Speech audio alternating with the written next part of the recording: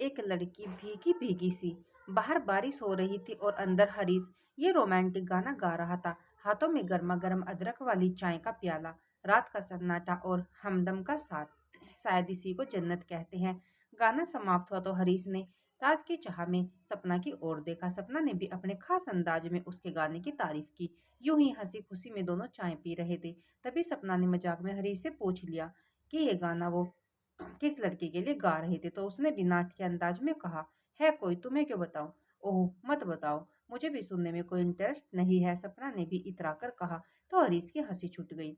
वो हमसे यूं रूठ जाते हैं बार बार कि उन्हें मनाने में हमारे आंसू बहते हैं। हरीश ने उसे मनाने के लिए जोड़ तोड़ कर शायरी बना दी। उस पर सपना ने भी अपनी तरफ से जोड़ दिया। बड़ी ही फालतू शायरी करते हैं आप, ऐसे ही बस कुछ भी कहते हैं आप। सपना के इस शेर पर दोनों खिलखिलाकर हंस पड़े और फिर बातों में मशगूल हो गए।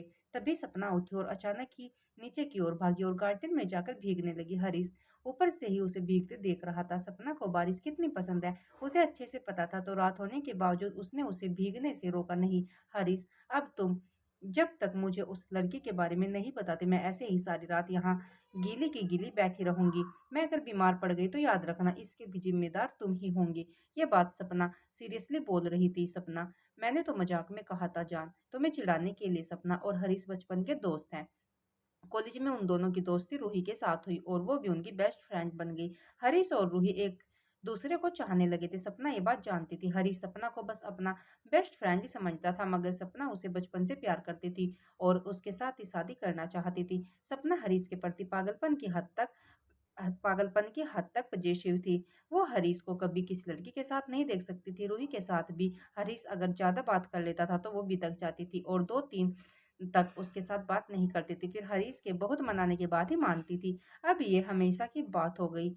रूही में सारी खूबियां होने के बावजूद हरीश के घर वाले उसे अपनी बहू नहीं बनाना चाहते थे, क्योंकि वो दूसरे समाज की थी। हरीश भी ये बात अच्छी तरह जानता था कि उसके परिवार वाले ये शादी के लिए कभी नहीं मानेंगे। रूही भी समझदार थी, इसलिए दोनों ने समझदारी दिखाते हुए अलग होने का फैसला कर लिया और सपना का रास्ता साफ हो गया। उसने साम दाम दंड से हरीश से शादी रचा ली। ऐसे ही जिंदगी चल रही थी। एक दिन हरीश को रूही का फोन आता है और उससे मिलना चाहती थी।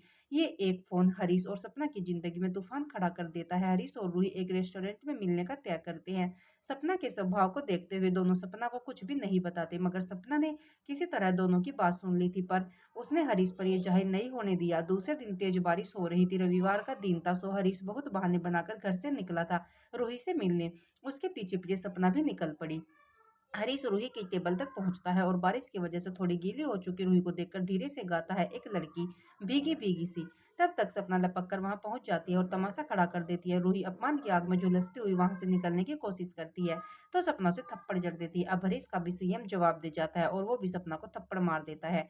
सपना भुनभुनाती हुई वहां से चली जाती है। रूही भी बिना कुछ कहे वहां से निकल जाती है। घर जाने की बजाय हरीश अपने फ्रेंड के घर चला जाता है और यहाँ घर पर सपना खतरनाक कदम उठा चुकी थी। हरीश बोलो, कुछ है कुछ तुम्हारे पास बोलने के लिए? सपना की तेज आवाज से हरीश भूतकाल से निकलकर वर्तमान में आ जाता है। सिर्फ तुम्हारे सवालों से और पागलपन से बचने के लिए हमने तुम्हें नहीं बताया था। हर साल जब भी बरसात होती है तुम ये हरकत जरूर करती हो। सपना, अब बस भी करो यार, 3 साल हो गए हैं इस बात को, अब मैं तंग आ गया हूँ तुमसे। हरीश ने कहा, मुझसे तंग आ गई हो ना, तो लो मैं जा रही हूँ और इस बार तो पक्का कभी भी नहीं आऊंगी दोबारा, देखना तुम बुला बुला कर थक जाओगे, पर मैं नहीं आऊंगी। सपना ने गुस्से से कहा। तो जाओ ना, किसने रोका है? हर बार यही कहती हो और फिर वापस आ जाती हो। इस बार नहीं आऊंगी, कहते ही सपना ने बालकनी से छलांग लगा दी। सपना का शरीर नीचे निष्प्राण पड़ा था, बारिश से भीगता हुआ। ठीक उसी दिन की तरह रेस्टोरेंट से गुस्से से निकली सपना ने घर आकर आत्महत्या कर ली थी। हरीश के घर आने तक उसका शरीर ऐसे ही भीगता रहा। नौटंकीबाजी कहीं की।